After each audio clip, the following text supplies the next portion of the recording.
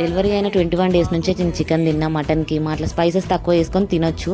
ఎందుకు పర్టికులర్గా చికెన్ అని చెప్తున్నా అంటే నన్ను చాలా వరకు చికెన్ గురించి అడుగుతున్నారు. ఫ్రీక్వెంట్గా అదే క్వశ్చన్ వస్తుందన్నమాట. ఎంతమందికి రిప్లై ఇచ్చినా కూడా అదే అడుగుతున్నారు. అండ్ ఇంకో రీసెంట్గా ఒక సిస్టర్ అయితే నాకు 3 months అయింది అక్కడ డెలివరీ అయ్యి, ఇంకా చికెన్ తినకూడదని ఇంట్లో పెట్టట్లేదు, మీరు తింటున్నారా అని అడిగింది. అసలు అంత ఘోరంగా పథ్యం చేపిస్తే మరి ఆపరేషన్ అయిన ఆమె ఎప్పుడు కోలుకుంటుంది, బేబీకి పాలు ఎట్లా వస్తాయి అని చెప్పి నాకు అర్థం కాలేదు. చేసేంతవరకు చేయాలా. నేను ఫస్ట్ డెలివరీ అప్పుడు పథ్యం చేసి ఏం ప్రాబ్లమ్స్ ఫేస్ చేసినానో కూడా షేర్ చేసుకున్నా వీడియోస్లో.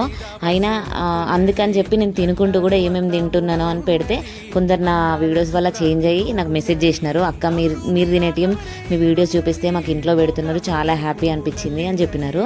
ఇంకొందరేమో ఇట్లా పెట్టట్లేరు అని ఉంటారు కదా, వాళ్ళకోసం ఈ వీడియో. అసలు మనం తింటేనే కదా బేబీకి మంచిగా పాలు వస్తాయి. ఎప్పుడైనా మన పాల వల్లనే బేబీకి ఇమ్యూనిటీ బూస్టర్ ఉంటుంది. ఫార్ములా మిల్క్తో అంత బలం ఏమి ఉండదు. అందుకే మంచి